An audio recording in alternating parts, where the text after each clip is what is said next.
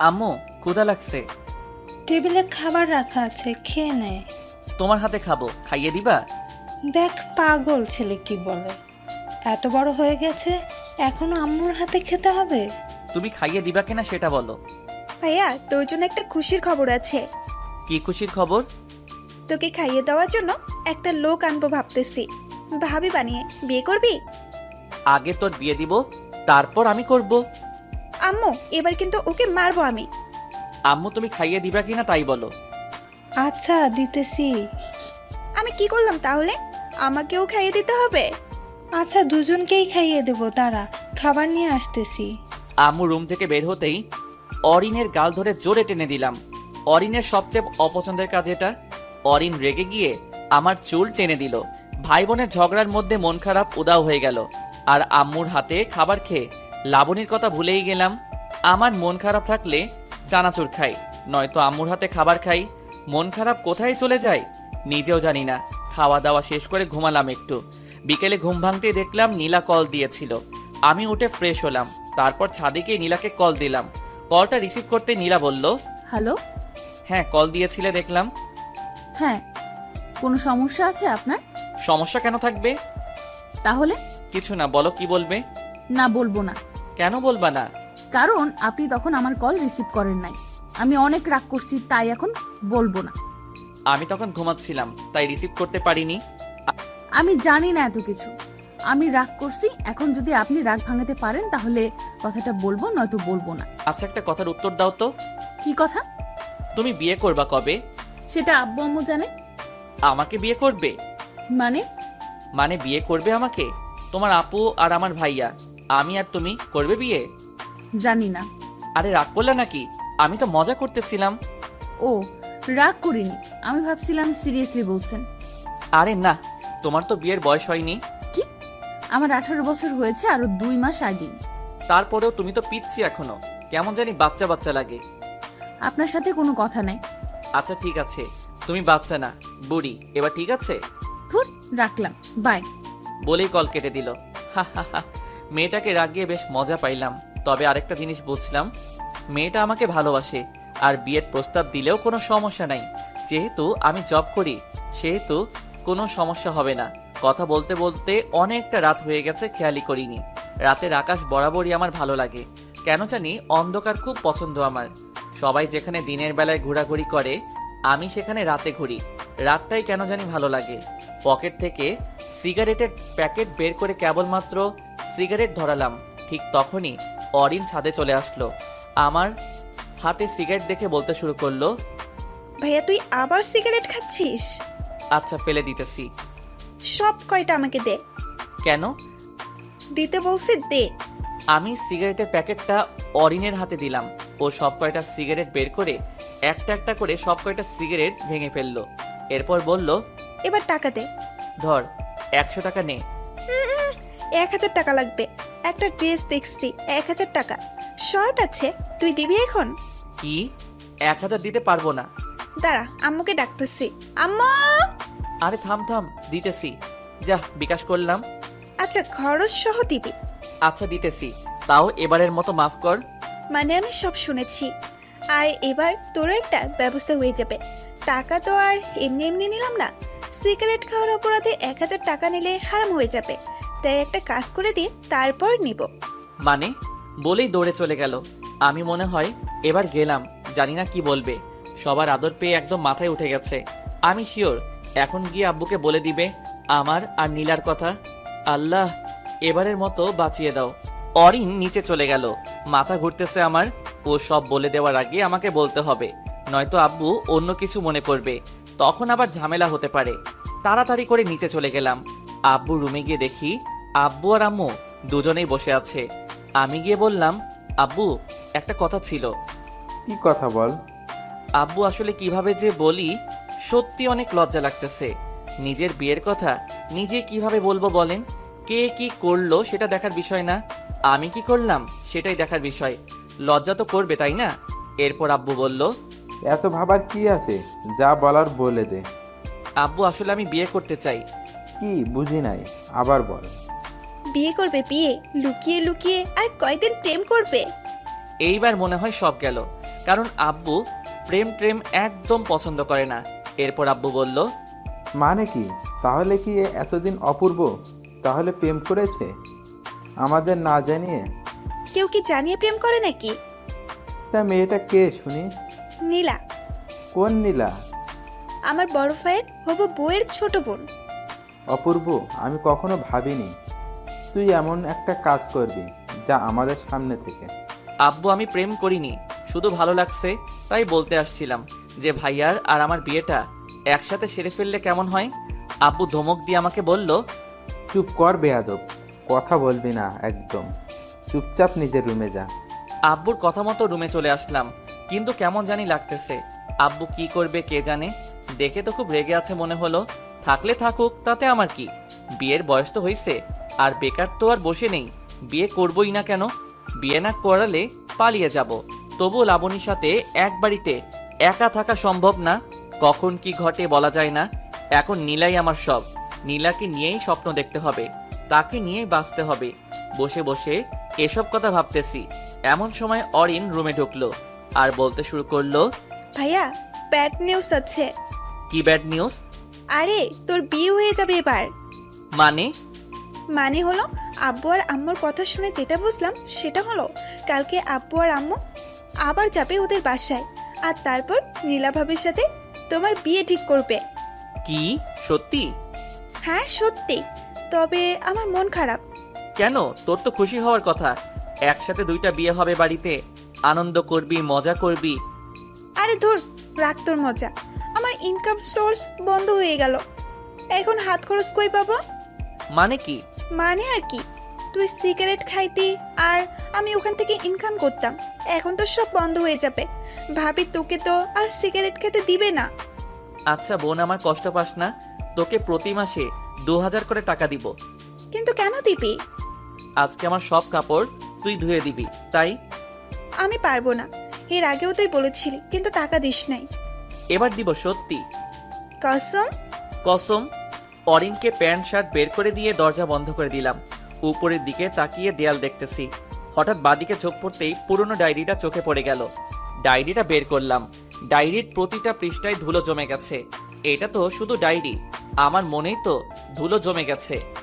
ডায়েরিটা হাতে নিয়ে মুছে আবার রেখে দিলাম জায়গা মতো, কারণ ডায়েরিটা খুললে আবার লাবণবর স্মৃতিতে জড়িয়ে যাব।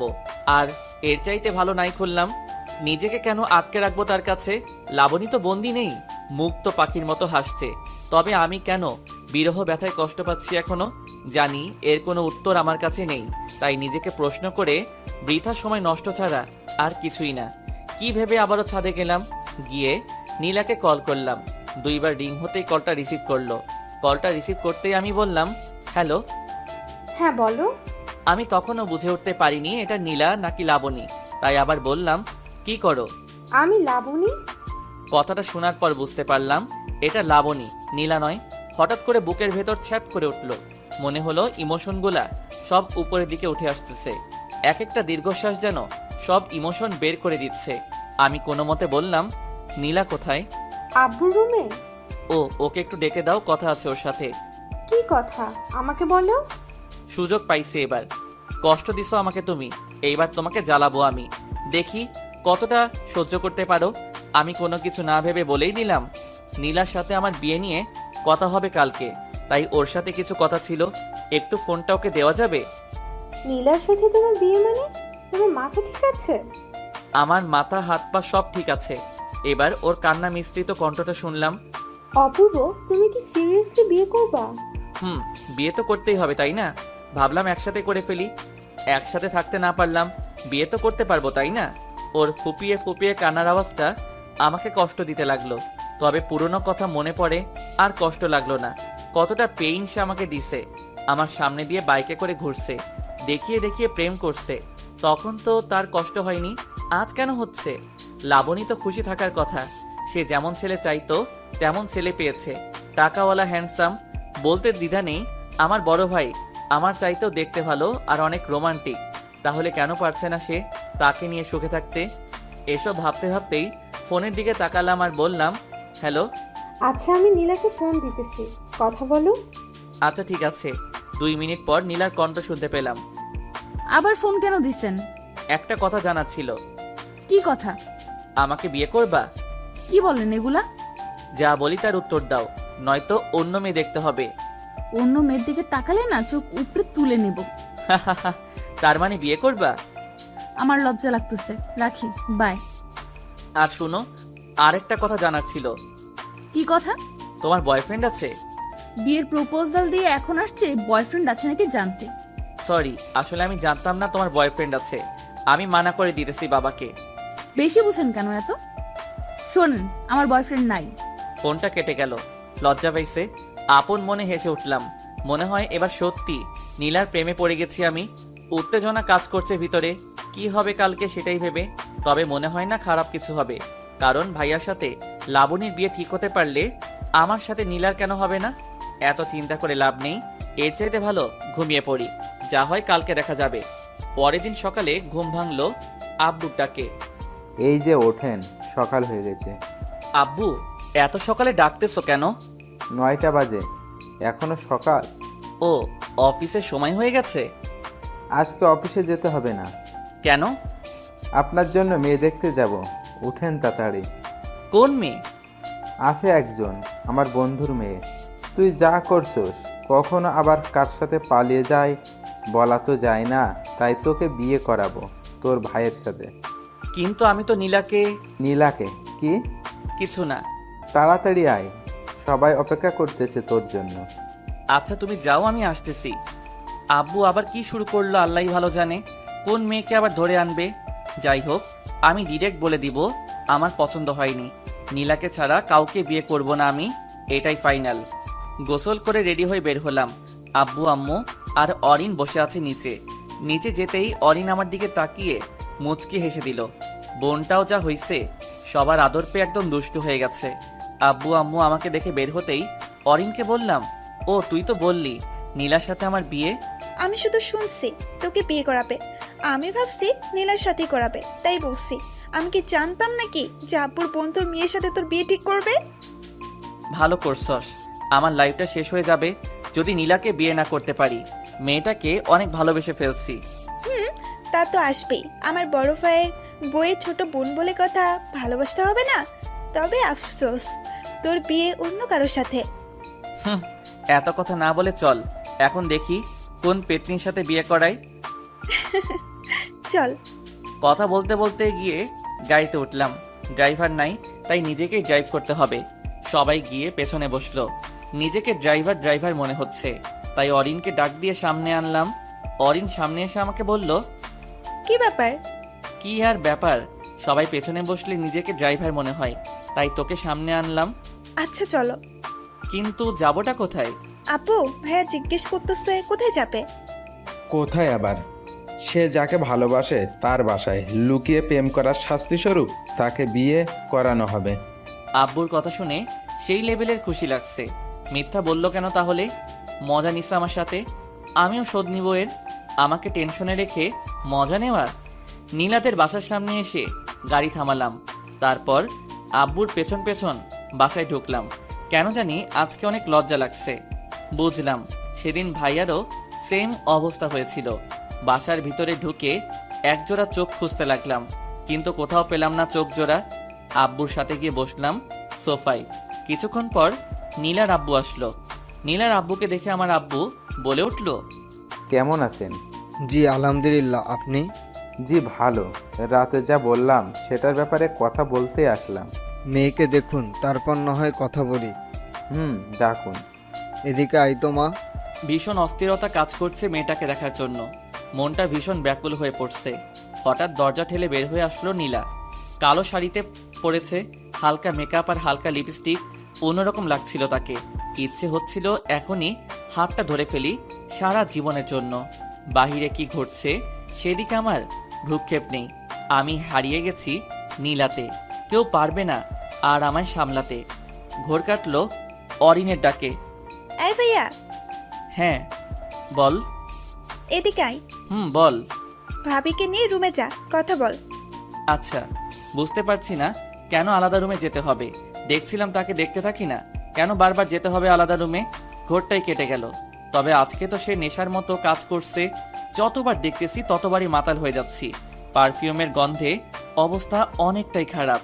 চলে আসলাম আলাদা রুমে। জানি না আব্বু কি বলছে, আমি তো শুধু দেখছিলাম তাকে। যাই হোক, নীলার দিকে তাকিয়ে দেখলাম সে মাথা নিচু করে দাঁড়িয়ে আছে। ভালো করে তাকিয়ে লক্ষ্য করলাম শাড়ির কুচিটা এলোমেলো হয়ে আছে।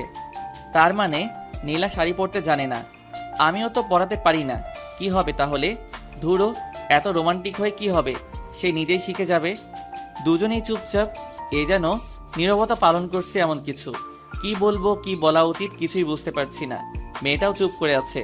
সব দ্বিধা ভেঙে আমি প্রশ্ন করলাম, বিয়েটা করতে তুমি রাজি? সরাসরি প্রশ্ন করাই নীলার মুখটা কেমন যেন লাল হয়ে গেল। আমিও বোকার মতো সরাসরি প্রশ্ন করে বসলাম, সে বিয়ে করতে? এখন কি বলবো?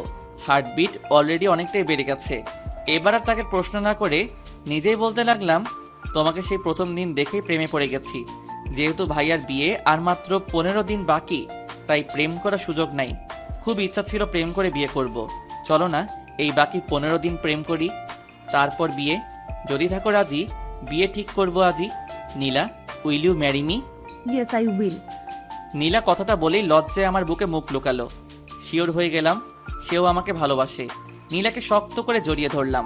হঠাৎ করে অনুভব করলাম মেয়েটা কাঁদতেছে। ওর কান্নার শব্দ পেয়ে আমি বলতে শুরু করলাম, কি হলো, কাঁদতেছো কেন?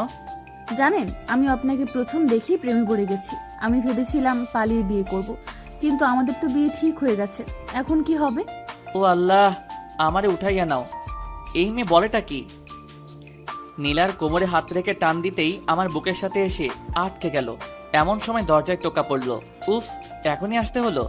এরপর নীলার কানে কানে বললাম, তোমাদের বাসায় প্রাইভেসি নাই? আমার কথাটা শুনে নীলা খিলখিল করে হাসতে শুরু করলো। আমি দরজা খুলে দেখলাম বাইরে লাবণী দাঁড়িয়ে আছে।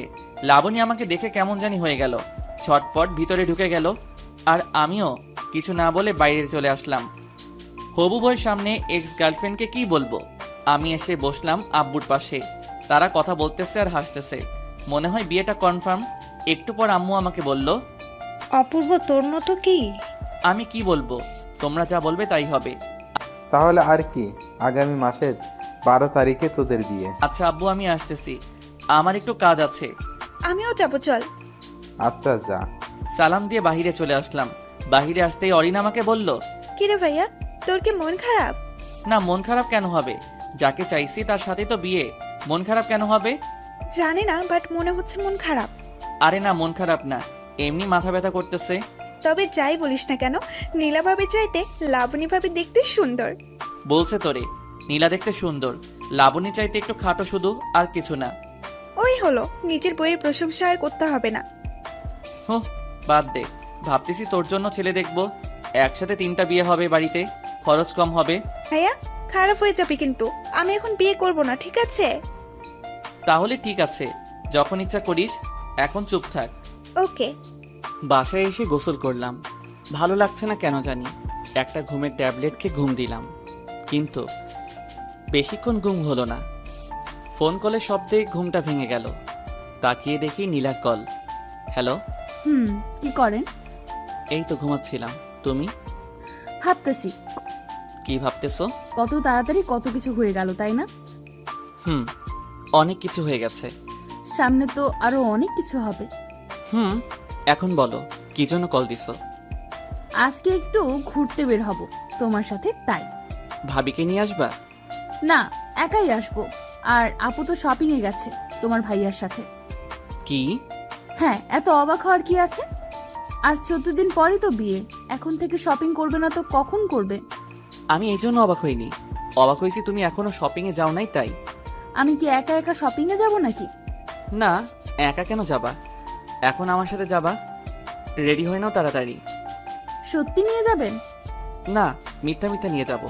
তুমি রেডি হয়ে নাও তাড়াতাড়ি, 3টা 30 মিনিটের মধ্যে আসবা। আচ্ছা, আপনি দাঁড়ান টঙের দোকানে, আমি আসতেছি। আচ্ছা, তাড়াতাড়ি আসবা। ঠিক আছে, বাই। রেডি হয়ে মামার দোকানে গিয়ে দেখি সব বন্ধুরা একসাথে আড্ডা দিতেছে। কাজের চাপে পড়ে অনেকদিন আড্ডা দেওয়া হয় না।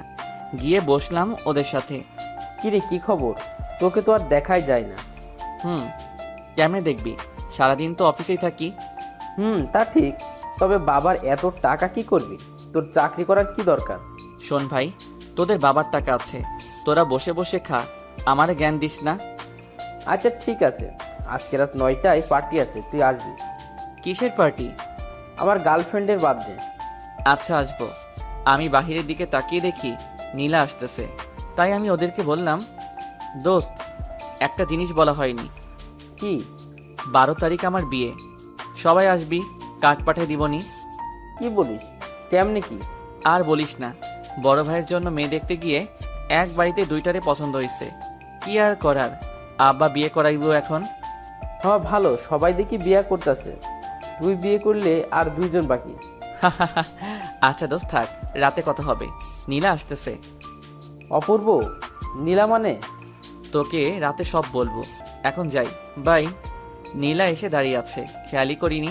দৌড়ে গিয়ে রিকশায় উঠলাম আর বললাম, সরি, অনেকদিন পর বন্ধুদের সাথে দেখা হওয়ার কারণে একটু আড্ডা দিলাম। ঠিক আছে, তবে এত কাছে কেন বসেছেন? দূরে যান। নীলার কথায় কিছুটা অপ্রস্তুত হলাম, আমি কিছু বলতে পারলাম না আর একটু বাহিরের দিকে চেপে বসলাম। তার কথায় পুরো বোকা বনে গেছি, বাহিরের দিকে তাকিয়ে আছি। হঠাৎ নীলা টান দিয়ে তার দিকে টেনে নিল, তারপর আমার কাঁধে ওর মাথা রাখলো। চোখ বন্ধ করে আছি, কয়েক সেকেন্ড থ মেরে কাহিনী বুঝলাম। তারপর নীলার হাত ধরে তার মায়াবী মুখটার দিকে তাকালাম। মেয়েটা লজ্জায় এখনো চোখ খুলতে পারছে না। নীলার এমন কাণ্ড দেখে আমি বললাম, হইছে, এবার চোখ খুলো। না, খুলবো না। কেন? আমার লজ্জা লাগে। হায় রে, এত লজ্জা আসে কোথা থেকে? জানি না, বাট আমি চোখ খুলতে পারবো না। আচ্ছা, আমি চোখ বন্ধ করতেছি, এবার খুলো। আচ্ছা। নীলা চোখ খুলতে আমি হেসে উঠলাম। কেমনে এত লজ্জা পাই বুঝি না। আমার হাসি দেখে নীলা বলল, আপনি চোখ বন্ধ করেন নাই কেন? চোখ বন্ধ করলে কি এই লজ্জা মাখা মুখটা দেখতে পারতাম? ধুর, আপনার সাথে আর কথাই বলবো না। রিক্সা চলছে আপন গতিতে, আর আমরা আমাদের ব্যস্ত শহরে প্রিয় মানুষের সাথে রিক্সায় বসে এমন খুনসুটি বা কয়জন করতে পারে? রিক্সা আর কাপল মানে রোমান্টিক অনুভূতি, যেটা বাইক কিংবা বড় গাড়িতে পাওয়া যায় না। জ্যামে পড়লেও কোনো সমস্যা নেই, একটু ফাঁকা পেলেই বেরিয়ে যায় রিক্সা। এই জন্য রিক্সাই বেটার। নীলাকে নিয়ে চলে আসলাম শপিং মলে। শপিং মলে এসে আমি নীলাকে বললাম, বলো কি কি কিনবে? বেশি কিছু লাগবে না, এখন অনেক সময় পড়ে আছে, তখন আসবো। এখন একটা শাড়ি কিনবো, তারপর দুজনে মিলে কিছুটা সময় একসাথে কাটাবো। আর আমার জন্য একটা শার্ট পছন্দ করলো তিনি। কি আর করার, কিনতে হলো। শপিং শেষ করে রেস্টুরেন্টে বসলাম। ক্ষুধা লাগছে অনেক, খাবারের অর্ডার দিয়ে বসে আছি নীলাকে নিয়ে। হঠাৎ বাঁদিকে তাকাতেই দেখি ভাইয়া আর লাবণী দুজনে বেশ হেসে হেসে কথা বলতেছে। তাহলে লাবণী আমাকে দেখলেই চুপচাপ আর মনমরা হয়ে যায় কেন? এমনিতে তো বেশ ভালোই হাসছে, ঘুরছে, কথা বলছে সবার সাথে। নীলা লক্ষ্য করলো ব্যাপারটা, আমি যে ওদিকে তাকিয়ে আছি। এরপর নীলা আমাকে বলল, আরে আপু আর ভাইয়া না? সেটাই তো দেখতেছি। আপনি বসুন, আমি আসতেছি। কথাটা বলে ওদিকে চলে গেল, কিছু বলার সুযোগ দিল না। ও গিয়ে কি জানি বলল। একটু পর ভাইয়া ডাক দিল, তারপর আমি গিয়ে বসলাম ওখানে।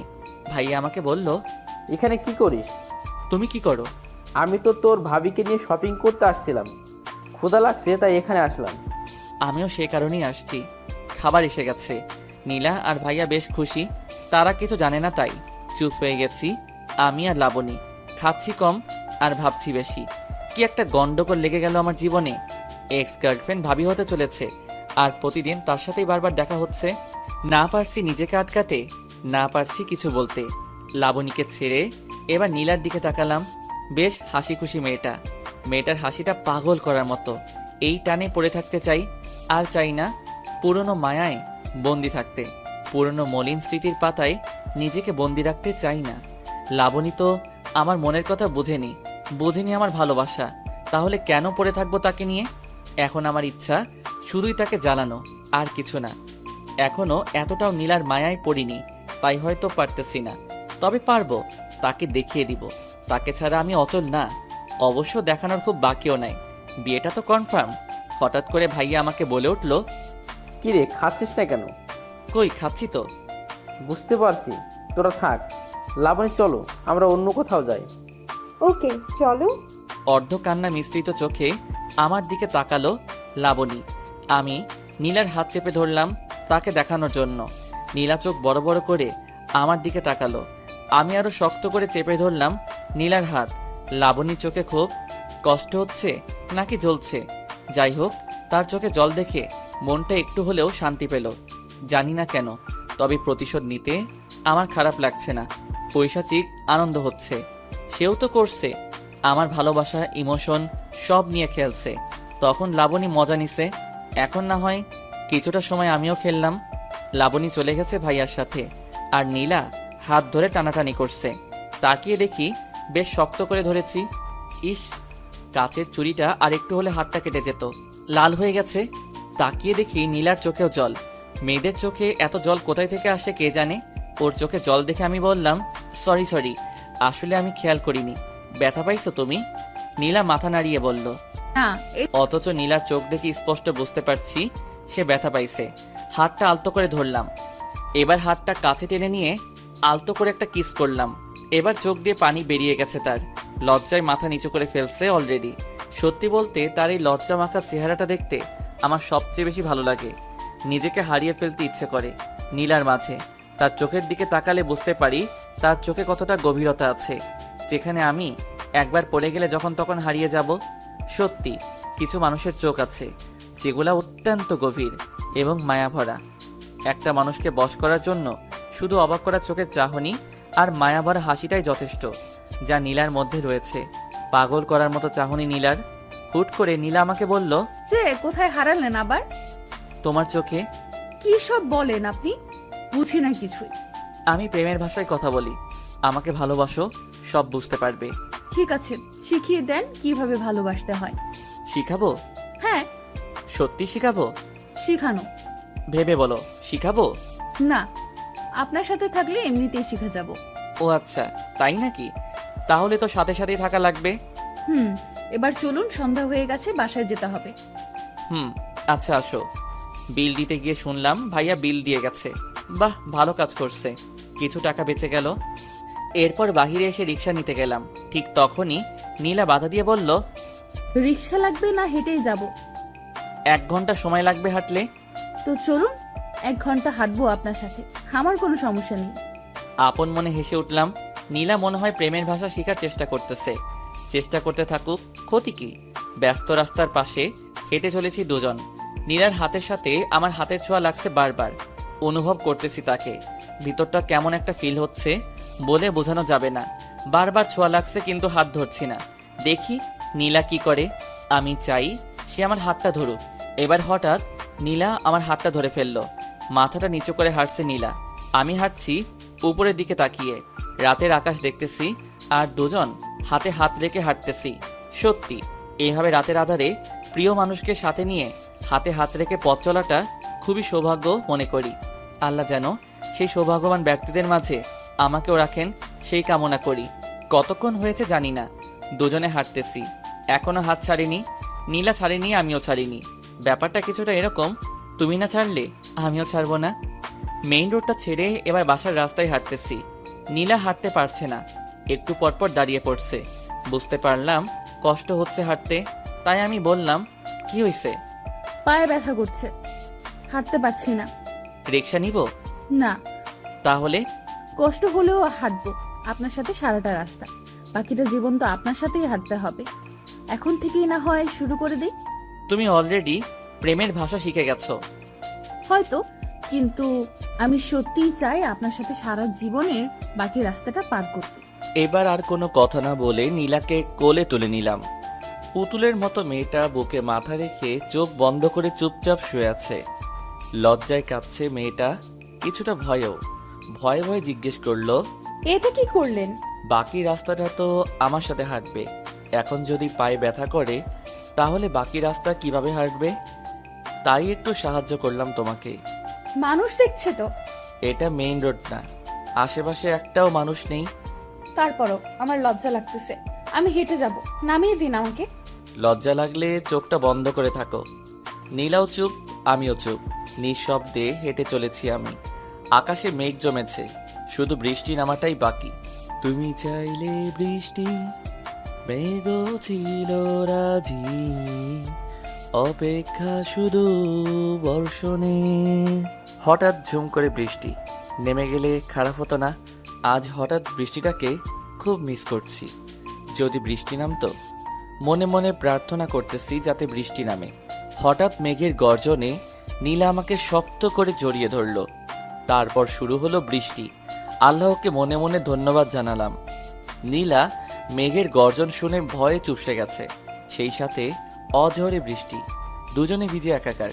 ইচ্ছে করছে নীলাকে একটা কিস করি, কিন্তু না, বিয়ের আগে কিস করব না। আর তো কয়েকটা দিন, তারপর না হয় একসাথে বৃষ্টিতে ভেজে যাবে। হাজারবার কিস করলেও কোনো বাধা থাকবে না তখন। কিন্তু আজকে না, আজকে নিজেকে সামলাবো যেইভাবেই হোক। নীলা আর আমি দুজনেই ভিজে গেছি। মেয়েটা বৃষ্টিতে ভিজে কাঁপতেছে, ঠান্ডা লাগছে মনে হয়। সামনে একটা চায়ের দোকান, নির্জন রাস্তা। রাতের বেলা খুব কম মানুষই থাকে সেখানে। দোকানে গিয়ে দাঁড়ালাম। নীলা ছাড়ছে না আমাকে। নিচে নামিয়ে দিয়েছি, কিন্তু এখনো শক্ত করে জড়িয়ে ধরে আছে। দোকানে আরেক জোড়া প্রেমিক প্রেমিকা, তারা এক কাপে দুজনে চা খাচ্ছে। কিছুক্ষণ পর আমি নীলাকে বললাম, নীলা, চা খাবে? না, আপনি খান, আমি খাবো না। আচ্ছা থাকো, আমি চা খাই তাহলে। হুম। মামা, এক কাপ দুধ চা দিন। ঝুমঝুম বৃষ্টি আর মামার চা বানানোর টুংটাং শব্দ খারাপ লাগছে না, অন্যরকম অভিজ্ঞতা। চা খেতে খেতে নীলাকে প্রশ্ন করলাম, ঠান্ডা লাগছে না? হুম, একটু। ফোনটা বের করে দেখলাম অলরেডি 8টা বেজে গেছে। আকাশকে কল দিলাম। কিরে, কই তুই? সরি ভাই, আমি যেতে পারবো না। তোরা এনজয় কর, আমার কাহিনী বিয়ের দিন বলবো তোকে। কিন্তু আসবি না কেন? একটু প্রবলেমে আছি। কি প্রবলেম? আরে তেমন কিছু না, তোকে বলবো বিয়ের দিন। আচ্ছা। ফোনটা রাখতে একটা গাড়ি এসে দাঁড়ালো দোকানের সামনে।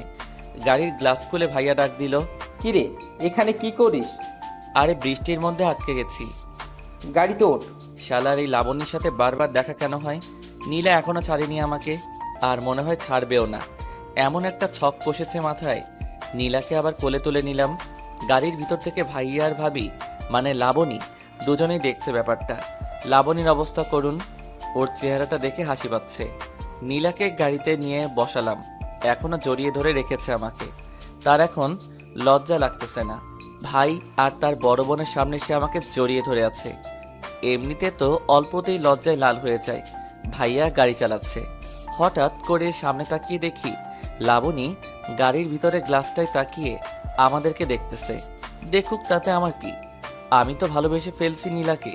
নীলা চোখ বন্ধ করে আমাকে জড়িয়ে ধরে আছে, আর ভাইয়া গাড়ি চালাতেই ব্যস্ত। লাবণী আমাদের দেখছে। আমি নীলার কপালে হাত রাখলাম। হালকা জ্বর জ্বর মনে হলো। সারা শরীর ভেজা তার। শার্টটা খুলে নিজ হাতে নীলার মাথা মুছে দিলাম। গ্লাসে তাকিয়ে দেখি লাবণীর চোখে পানি। বৃষ্টির পানি নাকি? বুঝলাম না কিছুই। কাঁদতে থাকুক, মাত্র তো শুরু, আরও অনেক কাঁদতে হবে। সবকিছু শোধ নিব, তারপর দূরে সরে যাব। খেয়াল করলাম নীলা কাঁপতেছে। কি করব কিছুই বুঝতে পারছি না। বাসার সামনে এসে থামলো ভাইয়া। তারপর আমাকে বলল, অপূর্ব, তুই লাবণী আর নীলাকে বাসায় নামিয়ে দিয়ে আয়। আচ্ছা। এই কথা বলে ভাইয়া নেমে গেল। আমি নীলার থেকে নিজেকে ছাড়িয়ে সামনে গিয়ে বসলাম। লাবণী পাশে বসা, নীলা পেছনে। নীলা চোখ বন্ধ করে শুয়ে আছে। মনে হচ্ছে দুইটা আমার, কিন্তু আমি তো একজনকে চাই। আমি তো নীলাকে চাই, লাবণীকে না। আমি সামনে তাকিয়ে গাড়ি চালাচ্ছি। লাবণী অবাক হয়ে তাকিয়ে আছে আমার দিকে। হয়তো ভাবতেছে কিভাবে এতটা কঠোর হলাম, কিন্তু সে তো জানে না তার ছেড়ে যাওয়া আমাকে কতটা কষ্ট দিয়েছে। কষ্ট পেতে পেতে আজ আর তার কষ্ট আমাকে কাঁদায় না। তবে কিছু স্মৃতি আছে যেগুলো মনে পড়লে না চাইলেও চোখে জল চলে আসে। নীলার বাসার সামনে এসে গাড়ি দাঁড় করালাম। তারপর আমি গাড়ি থেকে নেমে গাড়ি আনলক করলাম। লাবণী বের হয়ে বাসার ভিতরে ঢুকে দাঁড়ালো। এবার আমার পালা। নীলাকে আবার কোলে তুলে নিলাম। লাবণী তাকিয়ে দেখতেছে আমাদেরকে। নীলার দিকে তাকিয়ে মুচকি হাসলাম। মেয়েটা লজ্জা পেয়ে আমার বুকে মুখ লুকালো। বাসার ভিতর এসে নীলাকে নামিয়ে দিলাম। তারপর লাবণীকে বললাম, ভাবি, নীলা তো বৃষ্টিতে ভিজছে আর শরীরে হালকা জ্বর জ্বর ভাব, একটু মেডিসিন খাওয়াই দিয়ে নোকে। আচ্ছা। লাবণী দ্রুত ভিতরে ঢুকে গেল। আমিও নীলাকে বিদায় দিয়ে চলে আসলাম। বাসায় এসে ফ্রেশ হয়ে একটু বিশ্রাম নিলাম। রাতে খাবার টেবিলে বসতেই আব্বু প্রশ্ন করলো, দিনকাল কেমন চলে? এই তো আব্বু, ভালো। আর আপনার কেমন? আমারও ভালো। দুজনেরই বিয়ে, ওদের ভালো কাটবে না তো কি আমার ভালো কাটবে? আব্বু, ওকেও বিয়ে দিয়ে দাও। দিনকাল ওরও ভালো কাটুক, ওর এত কষ্ট আর সহ্য হয় না। থাম সবাই। আমার কথা শোন। আব্বু বলো। বিয়ে তো আর কয়টা দিন বাকি, তো সব কাজ কে করবে? অরিন। আমি মানে? তোর বিয়ের সময় আমরা শোধ করে দিব, ঠিক আছে? আচ্ছা, ডেকোরেশন এর লোক দিয়ে করিয়ে নিব, কিন্তু কাউকে তো সাথে থাকতে হবে, তাই না? কেন, তুমি কি করবা? আমি কি করব? বন্ধুদের সাথে আড্ডা দিব। একটা কাজ করা যায়। কি কাজ? তুমি আর তোমার বন্ধুরা মিলে কাজ করবা, আড্ডাও হবে, কাজও হবে। এ তো ভালো কাজ, আমার করতে হবে না। অপূর্ব, তুই বাসা সাজানোর কাজটা দেখবি, আর তুই দেখবি রান্নার দিকটা। আচ্ছা, এটা কোনো কথা হলো? নিজের বিয়েতে নিজেকেই কাজ করতে হবে? দূর, ভাল লাগে না আর। ভাবছিলাম বিয়ের আগে বউকে নিয়ে সেই মজা করব, সেটা আর হলো না। কি আর করার, কাজে লেগে পড়তে হবে 2 দিন পর থেকে। এরপর খাবার খেয়ে রুমে এসে শুয়ে পড়লাম। পরের দিন সকালবেলা ঘুম থেকে উঠে নীলাকে কল দিলাম। রিং হচ্ছে কিন্তু ধরছে না। আল্লাহই জানে কি হয়েছে আবার। কালকে যেরকম ভিজছে বৃষ্টিতে, জ্বর না আসলেই হলো। 3-4 বার কল দিয়েও কোনো রেসপন্স না পেয়ে উঠে ফ্রেশ হলাম। রুমে এসে দেখি ফোনে 2 বার কল করেছিল নীলা। এবার রিং হওয়ার সাথে সাথেই কল ধরলাম। হ্যালো। কই ছিলেন?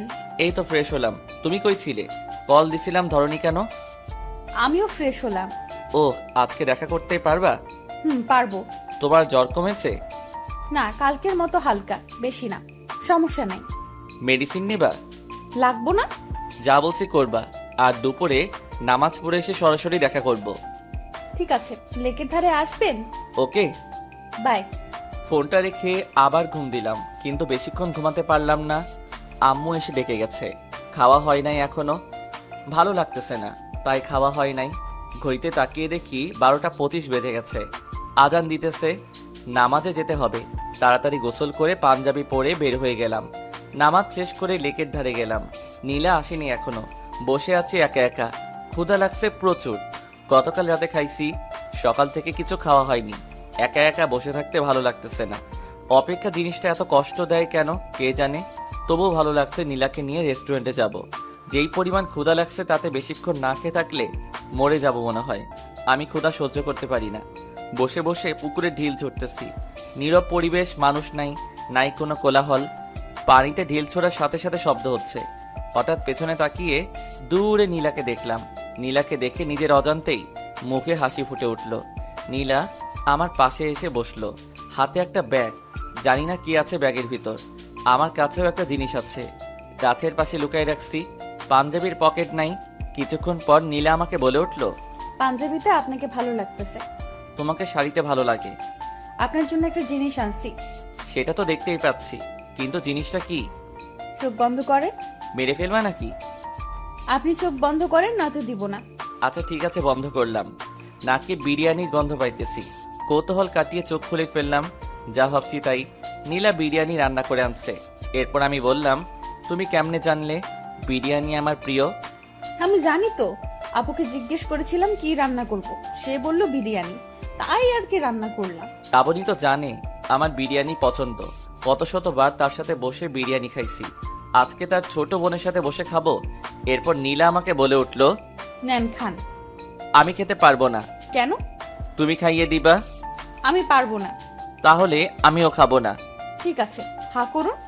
নীলা আমাকে খাইয়ে দিতে শুরু করলো। বিরিয়ানি মুখে দিতেই বলছিলাম, এটা লাবণী রান্না করছে। তার হাতের রান্না অনেকবার খাইছি আমি। বিরিয়ানিতে সেই ঝাল বেশি দিবে, আর যখন প্যাকেট করার সময় লেবুর রস দিয়ে অনেকটা টক বানিয়ে ফেলবে। এই স্বাদটা কখনো ভোলা যাবে না। নীলা হেল্প করছে রান্না করতে, কিন্তু ঝাল আর লেবুর রসটা নীলিমা দিচ্ছে। অদ্ভুত একটা স্বাদ, চোখে পানি চলে আসছে। অনেক দিন পর লাবণীর হাতের বিরিয়ানি খেলাম আবার। নীলা আমার দিকে তাকিয়ে বলল, আপনার কি ঝাল লাগছে? পানি আনছো? হ্যাঁ, এই নিন। বোতলটা এগিয়ে দিল নীলা। ধরা পড়ে যাওয়ার আগে নিজেকে সামনে নিলাম। বারবার কেন লাবণীর কথাই মনে পড়ে? নীলাকে তো ভালোবাসি, তাহলে লাবণীর স্মৃতি কেন কাঁদায়? উত্তরটা আমার অজানা নয়, তবুও বারবার বোকার মতো নিজেকেই প্রশ্ন করে বসি। উত্তর তো এটাই হবে যে কিছু মানুষ আছে যাদেরকে একটা সময় অনেক ভালোবাসা হয়, কিন্তু মানুষটা বোঝে না। তখন আমরা অনেক কষ্ট পাই। আস্তে আস্তে কষ্টের মাত্রাটা কমে আসে। আমরাও একা পথ চলতে শিখে যাই। বুঝতে পারি ওপাশের মানুষটা আমাকে চায় না, তাহলে কেন বারবার তার পিছনে ছুটবো? তাকে ভেবে কেন কষ্ট পাবো? এইভাবে একটা সময় আমাদের ভিতর আর তার প্রতি কোনো ফিলিংস থাকে না, সত্যি কোনো ফিলিংস থাকে না। আর কান্না পাই না তার কথা মনে হলে, বরং হাসি পাই। নিজেকে অনেক বোকা মনে হয়। নিজের কর্মকাণ্ডগুলো, নিজের পাগলামির কথা মনে পড়ে, তখন সত্যি আমরা হাসি। কারণ তখন আমরা নিজেদের নিয়ে ভাবতে শিখে গেছি, বাঁচতে শিখে গেছি একা একা। বাইরে বাইরে আমরা অনেক হ্যাপি, হয়তো ভিতরেও তবে অনেকটা মৃত মানুষের মতো হয়ে যাই। আমরা হাসি, খেলি, বন্ধুদের সাথে ঘুরতে যাই, পার্টি করি, সারাদিন আমরা সব করি। কিন্তু রাত হলে না, সেই মানুষটার কিছু স্মৃতি চোখের সামনে ভেসে ওঠে। তখন কান্না পায় না, দীর্ঘশ্বাস উঠে আসে। ঠিক তখন নিজেকে কি বোঝায় জানেন? আজকে অনেক ক্লান্ত লাগতেছে, ঘুমিয়ে পড়ি। এইভাবেই চলে যায় দিন। কিন্তু এমনও কিছু স্মৃতি আছে যেগুলো মানুষকে কাঁদায়। ঠিক সেই স্মৃতিগুলোর মধ্যে এটা একটা। তাই আমি কাঁদি, তাই তার কথা বারবার মনে পড়ে। হুট করে নীলা আমাকে বলে উঠল, কি ব্যাপার, খাচ্ছেন না কেন? কই, খাইতেছি তো। সেই কখন থেকে দেখতেছি ভাবতেছেন। কি ভাবেন এত? ভাবতেছি কবে এই মেয়েটাকে নিয়ে একসাথে থাকবো, দুজনে মিলে রান্না করব, তারপর খাবো। আমার মনে হচ্ছে এখন না, আরো 1 বছর পর করি। কেন 1 বছর পর? কেন? এই 1 বছর প্রেম করব, তারপর বিয়ে। ঠিক আছে, তাহলে আব্বুকে বলি এখন বিয়ে করব না। আরে না, এমনি বলছি। বুঝি বুঝি, সবই বুঝি। কি বুঝেন? এই যে তুই ভয় পাইতেছ 1 বছরে যদি অন্য কারো হয়ে যায়। ঘোড়ার ডিম বোঝেন? ওইটা আবার কি? খাই না পরে? বুঝবেন না, কি করে? বুঝিয়ে বলো। বিয়ের পর বলবো। না, এখন শুনবো। বলছি না বিয়ের পর বলবো। বলেই রাগী লোক নিয়ে তাকালো। হায় হায়, মেয়ে দেখি রাগও করতে পারে। রাগলে তো দারুণ লাগে নীলাকে। চোখগুলো গোল আলুর মতো হয়ে যায়, বাচ্চাদের মতো লাগে। এরপর আমি নীলাকে বললাম, তুমি রাগও করতে পারো? আমি কি এলিয়েন যে রাগ করতে পারবো না? না, আসলে আমি ভাবছিলাম তুমি রাগ করতে পারো না। শোনে, আমি অনেক রাগী, ঠিক আছে? বিয়ের পর দেখিয়েন। আচ্ছা, দেখা যাবে কত রাগ আছে তোমার। আচ্ছা, এবার সরুন। ঘেসতে ঘেসতে তো একদম কাছে চলে এসেছে। তো আমার বউয়ের আমি কাছে আসবো না? শুনেন, এখনো বিয়ে হয় নাই, ঠিক আছে? আচ্ছা ঠিক আছে, হয় নাই, হবে তো, তাই না? আগে হোক, তারপর কাছে আইসেন।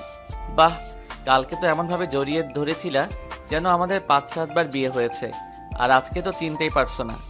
আরে কালকের কথা বাদ, ভয় পাইছিলাম তাই ছাড়িনি। না হলে আপনার মতো বান্দরকে কে জড়িয়ে ধরবে? কি আমি বান্দর? না তো কি, দেখেন হাত ধরে ফেলছেন। আচ্ছা ঠিক আছে, ছাড়লাম, যাও, আর ধরবো না। হুম। আমি একটু দূরে সরে বসলাম। এবার নীলা ঘেঁষতে লাগলো, তাই আমি বললাম, কি ব্যাপার, এদিকে আসতেছো কেন? এমনি, ওখানে রোদ, তাই এদিকে আসলাম। নীলা, একটা জিনিস দেখাবো, দেখবা? কি? ওই যে দেখো মাকড়সা। নীলা চিৎকার করে উঠেই আমার দিকে আসলো। ওকে দেখে আমিও উঠে দৌড় দিলাম। নীলা আমার পেছনে দৌড়াইতেছে আর চিৎকার করতেছে। আমি ভাবলাম আমি কেন দৌড়াইতেছি। আমি দাঁড়াতেই নীলা এসে জড়িয়ে ধরলো। তারপর আমি বললাম, নীলা ছাড়ো আমাকে। না, মাকড়সা। আমাদের তো এখনো বিয়েই হয় নাই, জড়িয়ে কেন ধরছো? হয় নাই, হবে তো, তাই না? আগে হোক, তারপর ধইরো। প্লিজ, আমি ভয় পাই মাকড়সাকে। আরে মাকড়সা নাই তো, আমি এমনি বলছি। না, আছে। আরে দেখো নাই। তার মানে আপনি মিথ্যা বলে আমাকে ভয় দেখাইছেন? মাঝে মাঝে একটু একটু মিথ্যা বললে কিছু হয় না। আপনি থাকেন, আমি গেলাম। আরে ওষুধগুলো নিয়ে যাও। নীলা ওষুধগুলো নিয়ে দ্রুত হেঁটে চলে গেল। পেছন থেকে তার চলে যাওয়া দেখতে লাগলাম। বেশ রাগী মেয়েটা। প্রথমে তো ভাবছিলাম শান্তশিষ্ট ভদ্র একটা মেয়ে, এখন তো দেখি পুরা উল্টা, রাগের ডিব্বা একটা। আমি একটা রিক্সা নিয়ে নীলার পিছনে পিছনে যেতে লাগলাম। মামাকে বললাম আস্তে চালাতে। মামাও বুঝে ফেললো ব্যাপারটা, আস্তে আস্তে রিক্সা চালাতে লাগলো। নীলা একটু পর পর পিছনে তাকিয়ে দেখছে। আমি বললাম, এই যে মিস, রিক্সায় ওঠেন। এভাবে আর কতক্ষণ হাঁটবেন? আপনার সাথে যাব না আমি, আপনি একাই যান। সত্যি যাবে না? না। এই মামা, জোরে টানো তো, একাই যাব। হঠাৎ নীলা রিক্সায় উঠে বসলো, মাঝখানে ব্যাগ দিয়ে রাখছে। দুবার ব্যাগ সরানোর চেষ্টা করলাম, কিন্তু সফল হতে পারিনি। প্রতিবার হাত সরিয়ে দিছে। বুঝলাম রাগ করছে। এখন রাগ কিভাবে ভাঙাবো, দেখি হাত ধরে রাগ ভাঙে কিনা। নীলার হাত ধরতেই ঝটকা মারলো। এরপর আমি নীলাকে বললাম, এরকম কেন করতেছো? তো কিরকম করব? এই সামান্য বিষয় নিয়ে এই রিয়েক্ট? ওকে মামা, রিক্সা থামাও। রিক্সা থেকে নেমে ভাড়াটা দিয়ে বললাম, উনি যেখানে যেতে চায় সেখানে নামিয়ে দিও। বলেই সামনের গলি দিয়ে হাঁটতে লাগলাম। সন্ধ্যা হয়ে গেছে। বাসায় আসতে আসতে বাসায় এসে ফোনটা অফ করলাম। রাগ হইতেছে প্রচুর। সামান্য বিষয় নিয়ে কেউ এত রিয়েক্ট করে? যাই হোক, 2 দিন আর ফোন অন করব না। সারা রাত ফোনটা বন্ধ করে রাখলাম। পরের দিন ঘুম থেকে উঠে ফোন অন করে দেখি অনেকগুলো মিসড কল। নীলা কল দিয়েছিল, এর মধ্যে আবার লাবণীর কলও আছে দেখতেছি। লাবণীর নাম্বারে কল ব্যাক করলাম। একটু পর কলটা রিসিভ করলো আর বলল, হ্যালো। হ্যাঁ কল দিছিলেন? কেন? এমনি একটা কথা বলার ছিল। কি কথা বলেন? আসলে আমি চাই না তুমি নীলাকে বিয়ে করো। কেন? জানি না, আমি মেনে নিতে পারছি না তোমাদের। তুমি প্লিজ বিয়েটা করবে না? তুমিও তো আমার ভাইকে বিয়ে করতেছো, আমি কি কিছু বলছি? দেখো সবকিছু ফাইনাল, আর আমিও নীলাকে ভালোবাসি আর ওকেই বিয়ে করব। কিন্তু অপূর্ব, তুমি আমার ভাবি। অপূর্ব, মাফ করা যায় না আমাকে? কিসের জন্য? তোমাকে কষ্ট দিয়েছিলাম এই জন্য। ভাবি এটা কোনো কথা বললেন? সে কবে কি হয়েছে সেটা নিয়ে এখনো পড়ে আছেন? আমি ওইসব ভুলে গেছি অনেক আগেই। তুমি বিয়েটা করো না প্লিজ। ফোন রাখুন, নীলা কল দিতেছে। কলটা কেটে দিলাম আর লাবণীর নাম্বারটা ব্লক লিস্টে রেখে দিলাম। ও এরকম করলে হয়তো সত্যি বিয়েটা করা হবে না, রিস্ক নিতে চাই না কোনো। এরপর নীলাকে কল দিলাম। কি হয়েছে, কল দিয়েছো কেন? ফোন বন্ধ ছিল কেন? চার্জ ছিল না। মিথ্যে কথা। মিথ্যা কেন বলবো? কারণ রাগ করে আছেন তাই। রাগ তো তুমি করে আছো, আমি না। হ্যাঁ, আমি রাগ করেছিলাম, কিন্তু পরে আবার আপনি রাগ করেছেন। তো কল দিছো কেন ওইটা বলো। ভালোবাসি তাই। কালকে মামার সামনে রিকশায় বুঝিয়ে দিছো কতটা ভালোবাসো। আরে তখন তো রেগেছিলাম তাই। ভালো করছো। আচ্ছা রাখি আমি, পরে কথা হবে। না, এখন কথা বলবো। ব্রাশ করব। পরে। আগে ভালোবাসি বলবেন তারপর। পারবো না। তার মানে আপনি আমাকে ভালোবাসেন না? জানি না। ঠিক আছে, যান, রাখেন, কথা বলতে হবে না, বাই। ভালোবাসি। কাকে? আপনাকে। কি? আপনার মাথা। শোনো, আজকে রাতে তোমার বাসায় যাব আমি। কেন? একটা কাজ আছে। কি কাজ? যখন যাব তখন দেখে নিও। না, এখন বলতে হবে। আরে বলা যাবে না এখন, সারপ্রাইজ হিসেবে থাকুক। তো কখন আসবেন? সবাই যখন ঘুমাতে যাবে তখন। কেন? সবাই ঘুমানোর পর কেন? বুঝো না কেন? না, কেন বলেন। সারাদিন আর কথা হবে না, যা হওয়ার রাতে। বাই, রাখলাম। ফোনটা কেটে দিয়ে অফ করে ফেললাম। একটু ভয় ভয় থাকুক, দেখুক কেমন লাগে, বাকিটা রাতে হবে। সারাদিন ফোন বন্ধ করে রাখলাম, রাখি একটু চিন্তায়। তারপর হুট করে সারপ্রাইজটা দিয়ে দিব। সন্ধ্যা হতেই সব অ্যারেঞ্জমেন্ট করে ফেললাম। তারপর আস্তে আস্তে পা বাড়ালাম নীলার বাসার দিকে। ওর বাসার সবাই জানে যে এসব আমি করছি, ওরাও হেল্প করছে, শুধু নীলা জানে না। আমি নীলার বাসায় গিয়ে চুপ করে ওর রুমের ভিতর ঢুকে পড়লাম। গিয়ে লুকিয়ে পড়লাম ওর খাটের নিচে। কি করব, আর কোনো জায়গা নাই লুকানোর মতো। 8টা বেজে গেছে, নীলা আসেনি এখনো। কিছুক্ষণ পর নীলা আসলো, এসে বিছানায় বসলো। আমি চুপচাপ বসে আছি, নড়াচড়া করলাম না। নীলা বারবার জানালার দিকে যাচ্ছে, আবার বিছানায় আসছে। বিছানার নিচে এত কামড়ে সব লাল বানায় দিল। তারপরেও দাঁত চেপে বসে আছি। ওখানে কতক্ষণ ছিলাম মনে নেই। হঠাৎ ঘুমিয়ে গেলাম। ঘুম ভাঙতে দেখি লাইট অফ। ফোনের দিকে তাকিয়ে দেখি 11টা 49 বাজে, আর নীলার কল আসছিল অনেকগুলো। ভাগ্যিস ফোনটা সাইলেন্ট করা ছিল, নইলে ধরা খেয়ে যেতাম। আস্তে আস্তে খাটের নিচ থেকে বের হয়ে আসলাম। ডিম লাইটের আলোয় মেয়েটা ঘুমাচ্ছে। আমি লাইটটা অফ করে দিলাম। তারপর জানালার পর্দাটা সরিয়ে দিতেই চাঁদের আলো এসে পড়লো নীলার মুখের উপর। কেমন যেন নীল সাদা একটা আবরণ, অদ্ভুত সুন্দর লাগছে নীলাকে। আমি ওর পাশে বসে এমন মায়াভরা একটা মুখ দেখতে পারবো ভাবিনি কখনো। আমার জন্য এটা উপরেই পাওয়া। ফোনের দিকে আবার তাকালাম, দেখে 11টা 56 বাজে। না, আর দেরি করা উচিত হবে না। নীলা গভীর ঘুমে আছে। আরও একটু সতর্কতার জন্য আরেকটু চেক করে নিলাম, না সত্যিই ঘুমিয়ে গেছে। নীলাকে কোলে তুলে নিলাম। আস্তে আস্তে মেয়েটা নড়ে উঠল। এত কম ওজন হবে ভাবিনি। খুব সহজেই কোলে তুলে ফেললাম। ভালো হয়েছে, বিয়ের পর যখন কোলে নিব তখন আর প্রবলেম হবে না। নীলাকে নিয়ে ছাদে উঠলাম। লাবণী ছাড়া সবাই ছাদে আছে। নীলাকে নিয়ে এই অবস্থায় গিয়ে বেশ লজ্জার মধ্যে পড়ে গেলাম। আমি ভাবছিলাম এখনো কেউ আসেনি, কিন্তু এখানে তো সবাই আছে। দূর কি যে করি না আমি। এরপর আমি বললাম, আসলে ও ঘুমিয়ে আছে তো তাই। ঠিক আছে, সমস্যা নেই। রাত 12টা 1 বাজতেই সবাই চিৎকার দিয়ে বলে উঠল, হ্যাপি বার্থডে প্রিন্সেস নীলা। মেয়েটা ভয় পেয়ে আমাকে জড়িয়ে ধরে আছে। আমি কি করব বুঝতে পারছি না। অবস্থা স্বাভাবিক হতেই নীলা আমাকে ছেড়ে দিল। তারপর কেক কাটলো। এরপর আমি বললাম, ভাবিকে দেখছি না যে। মাথা ব্যথা করতেছে তাই ঘুমিয়ে গেছে, ওকে আর ডাকিনি। ও, কিছুক্ষণ পর সবাই চলে গেল, শুধু আমি আর নীলা আছি। নীলা দৌড়ে এসে আমাকে জড়িয়ে ধরলো, তারপর মারতে লাগলো আমাকে। নীলার এমন কাণ্ড দেখে আমি বললাম, এ কি মারছো কেন? তো কি করব, আপনি অনেক পচা। কেন, আমি আবার কি করলাম? জানেন কতটা টেনশনে ছিলাম। আর আব্বুর সামনে এসব কি? কোন সব? ওই যে কোলে করে আনলেন কেন? তুমি কিভাবে জানলে? ওয়েট, তুমি কি জেগেছিলে? জেগেছিলাম। যখন কোলে তুললেন তখন ঘুম ভেঙে গেছিল। তার মানে তুমিও খেলছো? তো আপনি এত সব করলেন, আমি কি শুধু চুপ করে শুয়ে থাকতে পারবো না? আর আমার তো ভালোই লাগতেছিল। মানে কি? দাঁড়াও দেখাচ্ছি মজা। আলতো করে নীলার হাত ধরলাম। নীলা কেমন শিউরে উঠল। জোরে একটা টান দিতেই নীলা আমার কাছে চলে আসলো, অনেকটা কাছে। নীলাকে কোলে তুলে নিতেই বুঝলাম মেয়েটা কাঁপতেছে। চাঁদের আলোয় আবার সে অসম্ভব সুন্দর মেয়েটাকে দেখছি আমি। হঠাৎ ছাদে কারো প্রবেশে তাড়াতাড়ি নীলাকে নামিয়ে দিলাম আমি। তাকিয়ে দেখি লাবণী। ইস, ছেড়ে দিয়ে কি ভুলটা করলাম। আরেকটু কোলে রাখলে ভালো হতো। লাবণী দেখলে ভালোই হতো, বেশ জ্বলতো। এরপর লাবণী এসে বলল, কি হচ্ছে এখানে এসব? আপু কিছু না। চুপ, তুই রুমে যা। কিন্তু যেতে বলছি যা। অপূর্ব, কি হচ্ছে এসব? কি হবে, একটু প্রেম করছিলাম আর কি। আমি বলছিলাম বিয়েটা না করতে, আর তুমি কি করছো? দেখো, বিয়ে করা না করা আমার পার্সোনাল ব্যাপার। এখন তুমিও তোমার বোন যদি ইচ্ছে করো তাহলে বিয়েটা ভেঙে দিতেই পারো, তবে আমি তোমাকে বিয়ে করব না। আমি নীলাকে ভালোবেসে ফেলেছি আমি। অপূর্ব, মনে পড়ে কি এমন একটা রাত আমাদের কাটানোর কথা ছিল? তুমি বলেছিলে কোনো এক বার্থডে এভাবে উইশ করবে। ভুলে গিয়েছো সব কিছু? ভুলিনি বলেই আমার ইচ্ছাটা পূরণ করে নিলাম, শুধু মানুষটা ভিন্ন। আর এসব কথা ব্রেকআপের সময় মনে ছিল না? ব্রেকআপের পর তো একদিনও জিজ্ঞেস করনি কেমন আছি আমি। তখন তো একবারও এসব কথা মনে হয় নাই। তাহলে এখন কেন? তখন অগোছালো ছিলাম তাই? লাবণী চুপ করে দাঁড়িয়ে আছে। বুঝলাম কাঁদতেছে মেয়েটা। আমিও কিছু বলবো না, আর যা সত্যি সেটাই বলেছি। কেঁদে কি লাভ? বুঝতে পারলাম না তারও তো বিয়ে হচ্ছে। আমার জ্বলে না, তাহলে তার কেন জ্বলে? বুঝি না এমন কেন মেয়েরা। লাবণীর ওপর আমার খুব রাগ আর বিরক্ত লাগতেছে, তাই ছাদের কোণে গিয়ে একটা সিগারেট ধরালাম। লাবণীর এতেও জ্বলে, প্রশ্ন করে উঠল, সিগারেট কেন খাচ্ছো? এমনি। এর কারণও কি তোমাকে বলতে হবে নাকি?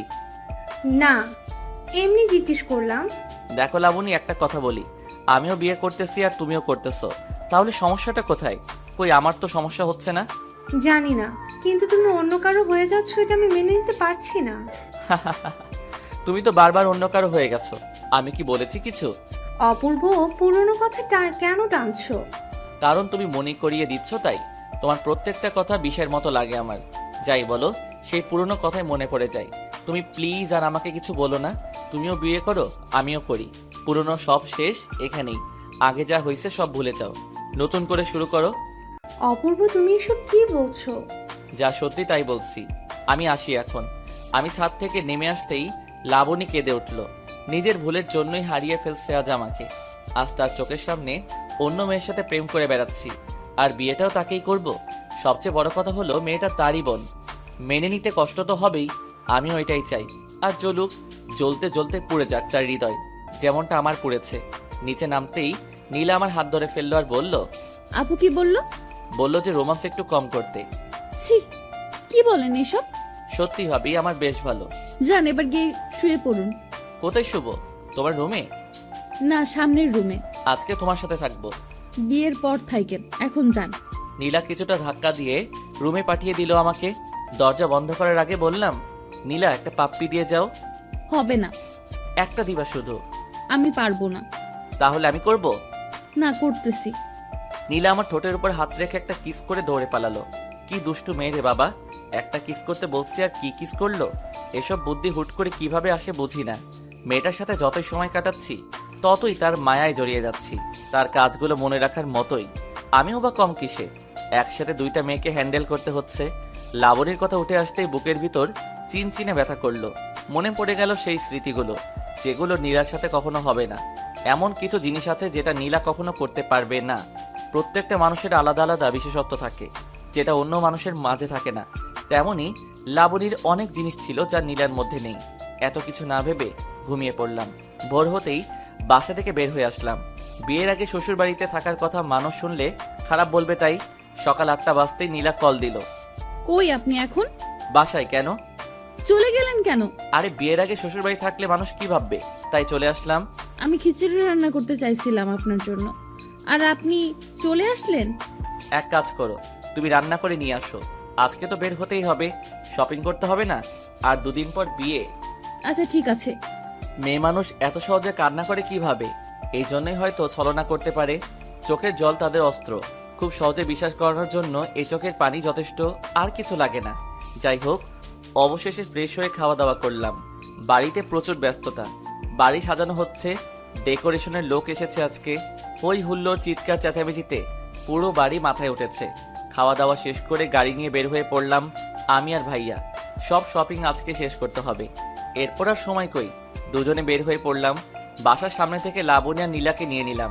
সামনে ভাইয়া আর ভাবি, পিছনে আমি আর নীলা। নীলা খিচুড়ি নিয়ে আসছে। নীলা খিচুড়ির টিফিন বের করতেই মাথায় দুষ্ট বুদ্ধি চাপলো। এই সুযোগে লাবণীকে আর একটু জ্বালানো যাক। নীলাকে বললাম খাইয়ে দিতে, ভাইয়া গাড়ি চালানোতে ব্যস্ত। আর ওদিকে লাবণী লুকিং গ্লাসে আমাদেরকে দেখতেছে। নীলা খাইয়ে দিতেই ওর হাতে আলতো করে কামড় দিলাম। নীলা একটু হাসলো, তারপর আবার খাইয়ে দিতে লাগলো। আমি আবারও কামড় দিলাম। নীলা লজ্জা পাচ্ছে আর আমি মজা নিতেছি। অন্যদিকে লাবণী রাগে ফুলছে। রাগলে লাবণীকে অনেক ভালো লাগে, তবে আমার হাসি পায় এখন। লাবণীও তো পারে ভাইয়ার জন্য কিছু রান্না করে আনতে। আমি খাওয়া শেষ করে নীলার আঙুল চুষতে লাগলাম। লাবণীর দিকে তাকিয়ে দেখি চোখ দিয়ে জল বেরোবে বেরোবে অবস্থা। না, আর জ্বালানো যাবে না, এরপর সমস্যা হয়ে যাবে। অনেক কিছু কিনলাম, পকেট প্রায় ফাঁকা হয়ে গেল। মেয়েদের এত জিনিস লাগে। সকালে আসছি অথচ দুজনের শপিং এখনো শেষ হয়নি। সন্ধ্যা হয়ে আসলো প্রায়। বিরক্ত লাগে না এদের? সারাদিন ধরে শুধু ঘোরাচ্ছে, মনে হয় পুরো শপিং মলটাই কিনে নিবে আজকে। অবশেষে সন্ধ্যে 8টায় তাদের শপিং শেষ হলো। দুজনকে বাসার সামনে এনে নামিয়ে দিলাম। যাওয়ার আগে নীলা ডেকে একটা পাপ্পি দিয়ে বিদায় জানালো। গতকালকে একটা আজকে দিয়ে দিল। বেচারা ভাইয়া কেউ কিছু দিল না। ভাইয়া আর আমি বাসায় চলে আসলাম। বাসার কাজ অনেকটা হয়ে গেছে, মাঝখানে বাকি কালকের দিন, তারপরই বিয়ে। রাতে খেয়ে ঘুমিয়ে পড়লাম। দেখতে দেখতে মাঝখানের দিনটাও ব্যস্ততার মাঝখানে কেটে গেল। আজকে বিয়ে, অথচ আমার মনেই হচ্ছে না আজকে আমার বিয়ে। ওদিকে সারা বাড়িতে হই হুল্লোড়। অরিন একটু পরপর এসে জ্বালাচ্ছে, অথচ আমার হঠাৎ মনে হচ্ছে জীবনের একটা পার্ট আজকে হারিয়ে ফেলবো। আজকে তো খুশি থাকার কথা, তবে আমার কেন জানি কষ্ট হচ্ছে। স্বাভাবিক কি নাকি অস্বাভাবিক কিছু বোঝার ক্ষমতা হারিয়ে ফেলেছি। লাবণীর কথা খুব মনে পড়ছে। সত্যি খুব ভালোবাসতাম মেয়েটাকে, হয়তো এখনো বাসি, তাই তো কষ্ট হচ্ছে। তবে ওর চাইতে নীলাকে বেশি ভালোবেসে ফেলেছি। যাই হোক, যা হওয়ার হয়ে গেছে, এসব ভেবে কাজ নেই। দুপুর 2টা বাজতেই রওনা দিলাম। আধা ঘন্টা রাস্তা মাত্র, পৌঁছে গেলাম খুব তাড়াতাড়ি। বাড়িটা সুন্দর করে সাজানো হয়েছে, হয়তো মেয়েটাও আজ সুন্দর করে সেজেছে, আমার জন্যই সেজেছে। ভাবতে অবাক লাগছে, বিয়ে করতে চলে আসলাম। ভাইয়া আর আমি একসাথে বিয়ে করতে আসছি। সবার কাছে কেমন ব্যাপারটা জানি না, তবে আমার লজ্জা লাগতেছে। খাওয়া দাওয়া শেষ করে এখন বিয়ের কাজ শুরু হলো। সামনে বসে আছে নীলা আর লাবণী, আর পাশাপাশি আমি আর ভাইয়া। লাবণীর দিকে তাকিয়ে দেখলাম চোখে জল, আর নীলার চোখে মুখে লজ্জা আর হালকা হাসির ছাপ। দুজনের মনে দুই রকম কিছু চলছে বুঝতে পারি। নীলার দিকে তাকিয়ে আরো একবার মুগ্ধ হলাম। চোখ সরাতে ইচ্ছে করছে না, তবে কি করব, এত মানুষের মাঝে এভাবে তাকিয়ে থাকলে সবাই কি ভাববে। চোখ নামিয়ে নিলাম। লাবণীর দিকে তাকিয়ে দেখলাম কেমন মায়াভরা দৃষ্টিতে তাকিয়ে আছে আমার দিকে। ইচ্ছে হচ্ছিল জড়িয়ে ধরে মেয়েটাকে বলি, আমিও তোমাকে চাই, কিন্তু জেটটা তখনই নাড়া দিয়ে উঠল আবারও। আর নীলাকে ছাড়াও আমার পক্ষে সম্ভব না। এরকম হাজারো চিন্তাভাবনা ঘুরতে লাগলো মাথায়। বিয়ের কাজও সম্পূর্ণ হলো। কবুল বলার সময় লাবণীর দিকে তাকিয়ে দেখলাম কাঁদতেছে। সবাই ভাবতেছে একটা কারণে কাঁদছে, কিন্তু আমি তো জানি এই কান্নার অন্য আরেকটা কারণ রয়েছে। লাবণীর কান্নার ক্ষতটা আমার বুকেও আঘাত করছে। সে অন্য কারো হয়ে যাবে, যতই জেদ হোক। ভালো তো বাসতাম তাকে, কষ্ট আমারও হচ্ছে। তবে নীলার দিকে তাকিয়ে সব ভুলে যাচ্ছি বারবার। এরপর কি হবে? বিয়ে তো হয়েই গেল। বউ নিয়ে বাসার উদ্দেশ্যে রওনা দিলাম। বউকে কোলে করে রুমে নিয়ে যেতে হবে, এটাই নাকি নিয়ম। আগে কখনো বিয়ে করিনি তো, তাই জানি না।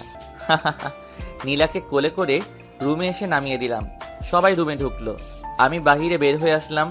লজ্জা লাগছিল অনেক, তাই জানি না নীলার কেমন লাগছে এখন। এতগুলো অচেনা মানুষ ঘিরে আছে তাকে, তার আমার থাকাটা জরুরি ছিল। এদিকে আমার তো জ্বলছে একটু একটু লাবণীর কথা ভেবে। ওকে নিয়ে তো কত স্বপ্ন দেখেছিলাম, বিয়েটা তো ওকেই করতে চেয়েছিলাম, কিন্তু তার একটা ভুল সিদ্ধান্ত সব কিছু বদলে দিল। আজ সে আমার ভাবি, চাইলেও আর সে নাম লাবণী বলে ডাকতে পারবো না, ডাকতে হবে ভাবি বলে। তুমি তো ভাবছো আমি নীরব, আমার নীরবতা দেখলে, কিন্তু ভেতরের অস্থিরতা কখনো দেখলে না, বুঝলেও না কখনো, আর কখনো বোঝার সুযোগটাও পাবে না। আমার অস্থিরতা বোঝার একজন পেয়ে গেছি, যেমনটা তুমিও পেয়েছো। ভাইয়া তোমাকে অনেক ভালোবাসবে, অনেক, সবার থেকো তুমি। ভাবতে ভাবতে চোখের কোণে জল এসে গেছিল। আসলে যতই ভুলে গিয়ে ভালো থাকার অভিনয় করি না কেন, ভালোবাসার মানুষকে কখনো ভুলে গিয়ে ভালো থাকা যায় না। যেটা শুধুই অভিনয়, আর এই অভিনয়ের ভালো থাকার উপরেই অনেক মানুষ বেঁচে আছে। অনেক সত্য চাপা পড়ে যাচ্ছে এই অভিনয়ের ভালো থাকার উপর। আমার সত্যিটাও চাপা পড়ে গেছে। কেউ জানে না আমি লাবণীকে ভালোবাসতাম। সবাই বের হয়ে যেতেই বন্ধুগুলো আসলো, এসেই রুমে ঢুকিয়ে দিল। রাত প্রায় 12টা বেজে গেছে। দরজা বন্ধ করে গুটি গুটি পায়ে আগানোর চেষ্টা করছি, কিন্তু আজ হঠাৎ ভয় লাগছে মেয়েটাকে। কি হবে এসব ভেবে ঘাম ছুটে গেছে আমার। এতদিন তো খুব কাছে যাওয়ার চেষ্টা করতাম, তাহলে আজ তাকে কাছে পেয়েও ভয় লাগছে কেন? সব ভয় কাটিয়ে আমি গিয়ে নীলার পাশে বসলাম। এরপর ওর গালে আলতো করে হাত রেখে বললাম, অজু করে এসো, নামাজ পড়বো দুজনে। এরপর মেয়েটা চুপচাপ উঠে গেল। আমার উদ্দেশ্য দুইটা, প্রথমত নামাজ পড়বো দুজনে, আর দ্বিতীয়ত মেয়েটার এই মেকআপে ভরা মুখটা আমি দেখব না। এমনিতে অনেক ভালো লাগে ওকে, মেকআপ করে আসল সৌন্দর্যটা ঢাকা পড়া মেয়েটাকে আমি দেখতে চাই না। নীলা আসতেই আমিও অজু করে আসলাম। জায়নামাজ নিচে রেখে দুজনে পাশাপাশি দাঁড়ালাম। তারপর নামাজ আদায় করে নিলাম। মনটা ফ্রেশ হয়ে গেল। সব দুঃখ কষ্ট সব অতীত ভুলে নামাজ দিয়ে দুজনের নতুন জীবন শুরু করলাম। নীলার মাথায় হাত রাখতেই লজ্জায় লাল হয়ে গেল। কিছুক্ষণ পর আমি নীলার হাত ধরে বলতে শুরু করলাম, আজকে কি পাবো এটা? কোনটা? যেটার জন্য এতদিন অপেক্ষা করেছিলাম। আপনার ইচ্ছা। তুমি এমন করলে কিভাবে হবে? আমি আবার কি করলাম? লজ্জা পাচ্ছ কেন? এতদিন তো খুব মজা নিচ্ছ, আর এখন লজ্জা পাচ্ছ? কি বলেন এগুলো? দাঁড়াও দেখাইতেছে কি বলি। বলেই নীলাকে কোলে তুলে নিলাম। নীলা লজ্জায় চোখ বন্ধ করে আছে। ওর চোখের পাতে একটা কিস করলাম। নীলা শক্ত করে আমাকে জড়িয়ে ধরে আছে। আমি নীলাকে বললাম, চলো ছাদে যাব। চলেন। তারপর আমি নীলাকে কোলে করে ছাদে নিয়ে গেলাম। কিন্তু এ কি, ছাদে তো আরো দুজন চলে এসেছে আগে থেকেই। ভাইয়ার বুকে মাথা রেখে লাবণী হাসছে আর কথা বলছে। এই দৃশ্য দেখে বুকের ভিতর চিনচিন করে ব্যথাটা আবার নাড়া দিয়ে উঠল। আমার কাছেও তো নীলা আছে, তবে তার জন্য কষ্ট কেন লাগছে? আমাকে নিজেকে সামলাতেই হবে, নিজেকে আরো কঠোর হতে হবে। নীলাকে নিয়ে ছাদে উঠতেই ভাইয়া পিছনে তাকালো আর বলল, কিরে তোরা এখানে? আমারও তো একই কথা, তোমরা এখানে কেন? তোর ভাবিকে নিয়ে চাঁদ দেখতে এলাম। আমিও তো আমার বউকে নিয়ে চাঁদ দেখতে এলাম। আই বস। না, আমি ওদিকে যাই, তুমি প্রেম করো। আমাদের দুজনের কথা শুনে লাবণী পিছনে তাকালো। নীলা আমার কোলে আর লাবণী তাকিয়ে আছে আমার মুখের দিকে। এরপর নীলাকে নিয়ে ছাদের ওপাশে চলে গেলাম। নীলাকে কোল থেকে নামিয়ে দিয়ে ওর কানে কানে বললাম, আমাদের ছাদে বাসর করার প্ল্যানটা নষ্ট হয়ে গেল। তো রুমে চলুন, এখানে ভাইয়া আর আপু আছে, তাদের সামনে প্রেম করা যাবে না। কথা খারাপ বলনি, দেখি ভাইয়াকে পাঠানো যায় কিনা। দরকার নেই, চলুন তো রুমে, আজকে আপনার পাওয়ার দেখব। খুব তো বলতেন। কি বলতাম?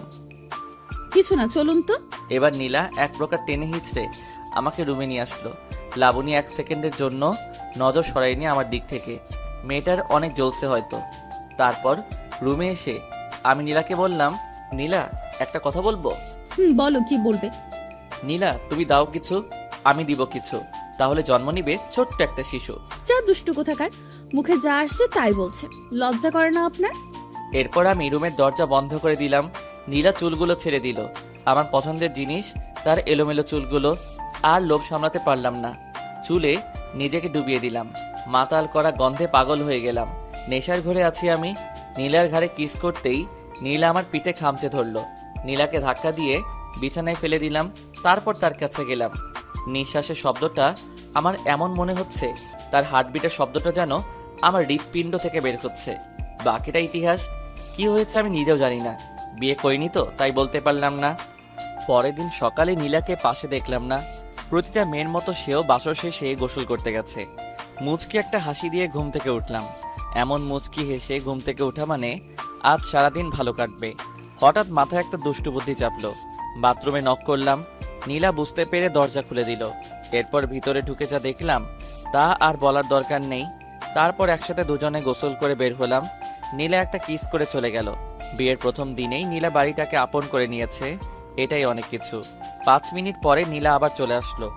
আমি নীলাকে বললাম, কি ব্যাপার, চলে আসলে কেন? আম্মু অনেক পচা।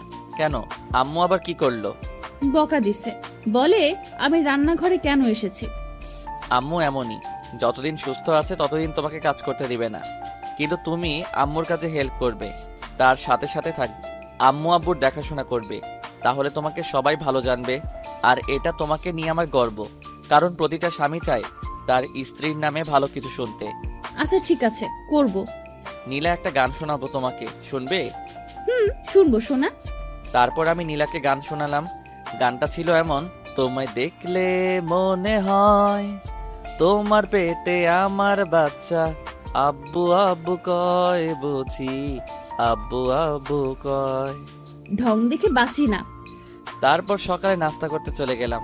দেখলাম লাবণী খুব চঞ্চল, সেই 4 বছর আগের মতো চঞ্চলতা আজ দেখতে পাচ্ছি, যেমনটা ছিল রিলেশনের আগে। হয়তো বিয়ের পর সব সামলে নিয়েছে, মেয়েরা অনেক কিছু সামলে নিতে পারে, হয়তো সেও সামলে নিয়েছে। খাবার খেয়ে সবাই যার যার রুমে চলে গেল। অনেক মানুষ আসলো নতুন বউ দেখার জন্য। তো বন্ধুরা, এতক্ষণ ধরে গল্পটি শুনেছো, গল্পটি তোমাদের কাছে কেমন লাগছে?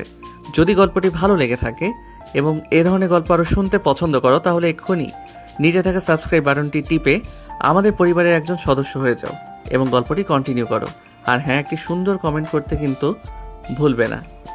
এটাই স্বাভাবিক, 2 বউকে সবার পছন্দ হয়েছে, আর পছন্দ না হলেই কার কি। আমার বউ আমার পছন্দ হলেই চলে, কার পছন্দ হলো কার পছন্দ হলো না সেটা দেখার বিষয় না। সংসার যেহেতু আমি করব, কারো কোনো মতামতের প্রয়োজন আমি মনে করি না। লাবণী একটু বেশি সুন্দর, এটা সব সময় বলি আমি, তবে নীলাও কম না, এবং কম সুন্দরী হলেও ফেলে দিব না। চশমা পরলে খুব কিউট লাগে মেয়েটাকে। সারাদিন ব্যস্ততার মধ্যেই কাটলো।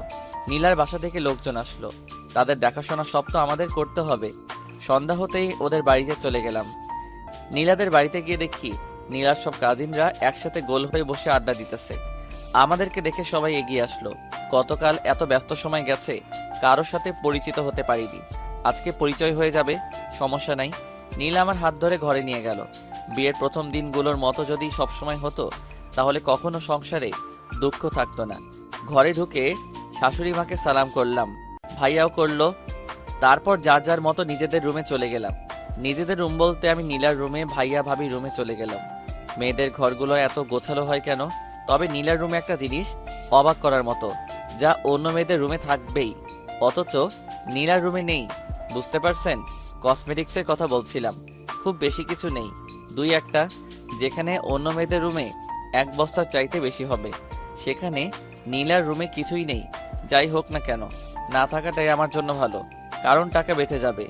আর একটু শিওর হওয়ার জন্য নীলাকে প্রশ্ন করলাম, নীলা তুমি কি কসমেটিক্স ব্যবহার করো না? না, ওসব জিনিস আমার ভালো লাগে না। কি বলো, তুমি তো পুরাই আলাদা। অন্য মেয়েরা তো কসমেটিক্সের জন্য পাগল, আর তোমার ঘরে তেমন কিছুই নেই। কোনো এক জায়গায় পড়েছিলাম, তোমার যা আছে তা নিয়ে সন্তুষ্ট থাকো, অন্যের মতো হতে যেও না, তুমি তোমার মতো থাকো। তাই ওসব ব্যবহার করি না, আল্লাহ যা দিয়েছে তাতে সন্তুষ্ট, কৃত্রিম কিছু তৈরি করার ইচ্ছে নাই। আলহামদুলিল্লাহ, বউ আমার যেমন বুদ্ধিমতী তেমনই রূপবতী। ফ্রেশ হয়ে নেন, খাবার খাওয়ার জন্য ডাকতেছে।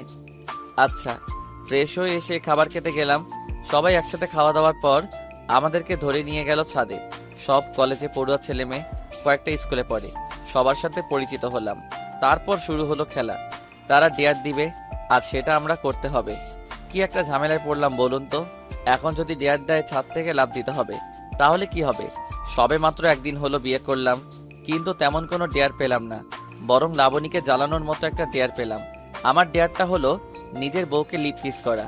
শুনেই মনটা আনন্দে ভরে উঠল। আমি আর কি করব, নীলাকে কিস করার জন্য রেডি হলাম। যদিও সবার সামনে লজ্জা লাগতেছে, তবুও লাবণীকে জ্বালানো যাবে, সেটা ভেবেই নীলার ঠোঁটের কাছে চলে গেলাম। আলতো করে একটা চুমু খেলাম। নীলা লজ্জা পেয়ে চলে গেল, আমিও উঠে আসলাম। লাবণী যে তাকিয়েছিল সেটা বেশ ভালো করে লক্ষ্য করছি আমি। মেয়েটাকে জ্বালাতে এত ভালো লাগে কেন কে জানে। যাই হোক, রুমে এসে দেখলাম নীলা বিছানায় শুয়ে আছে। আমি কাছে গিয়ে বললাম, কি হলো, চলে আসলে কেন? তাহলে কি করব? সবাই অপেক্ষা করছে যে।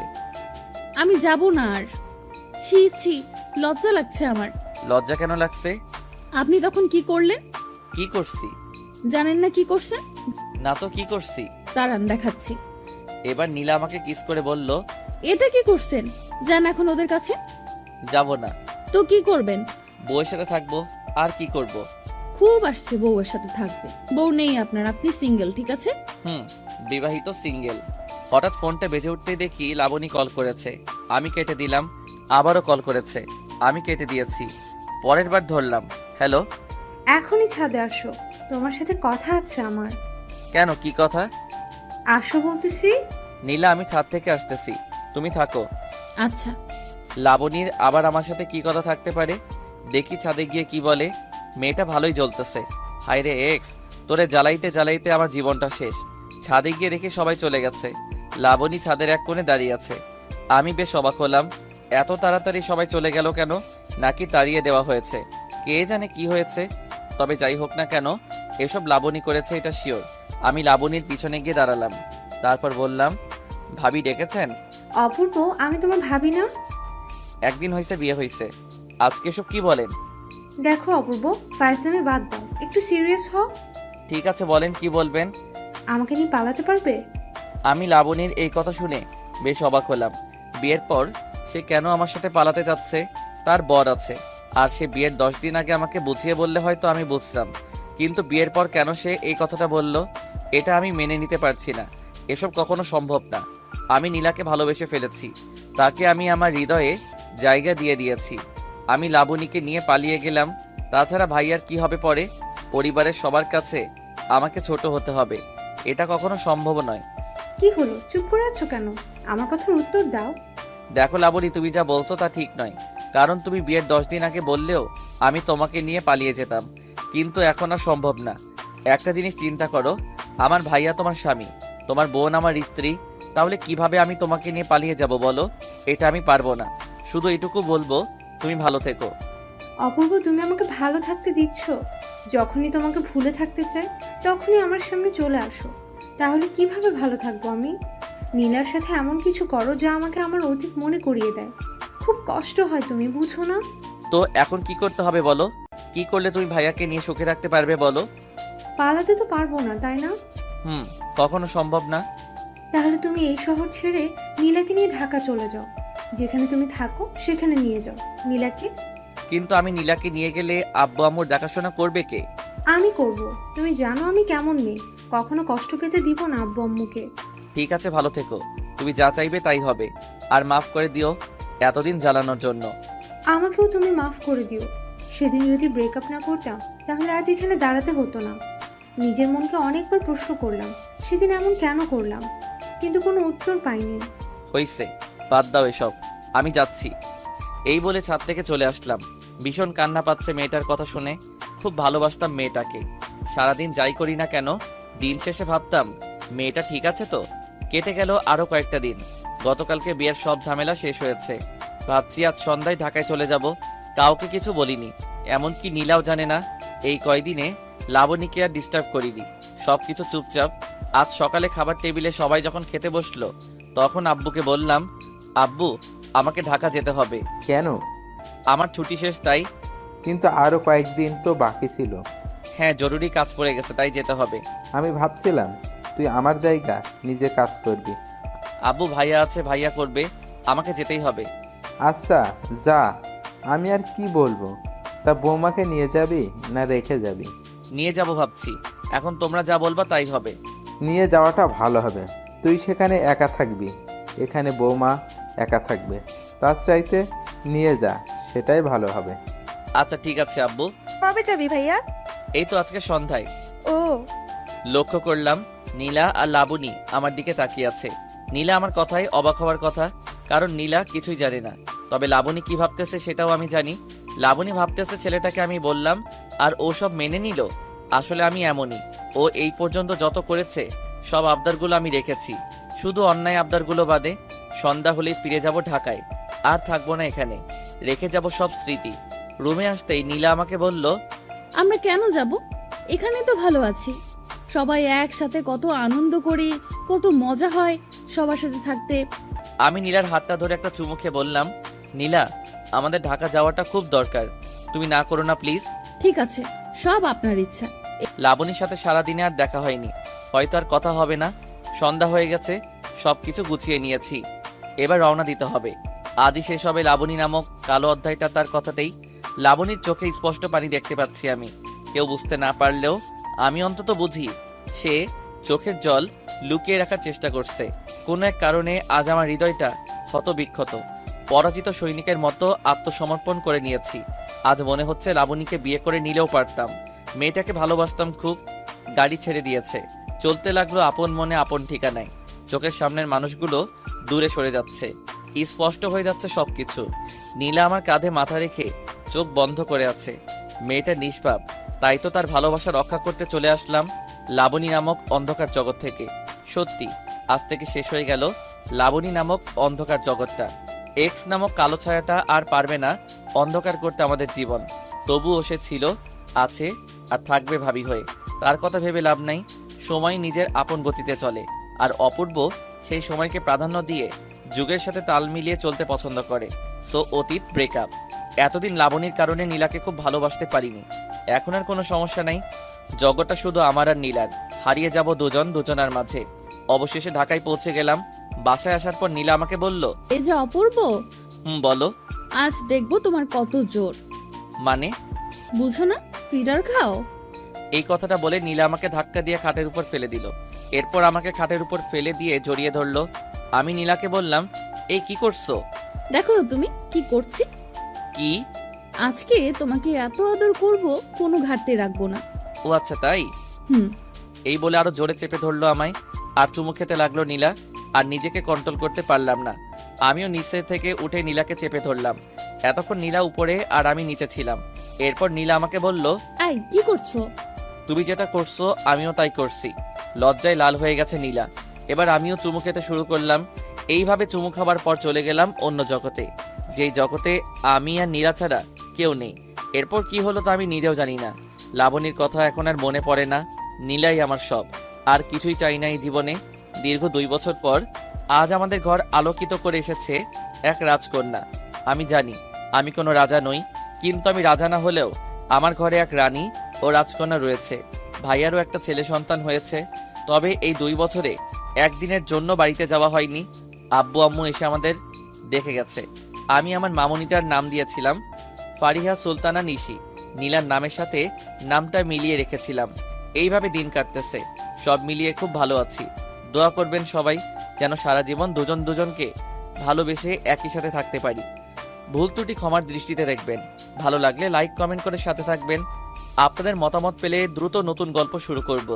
ততক্ষণ ভালো থাকুন, সুস্থ থাকুন। আল্লাহ হাফেজ।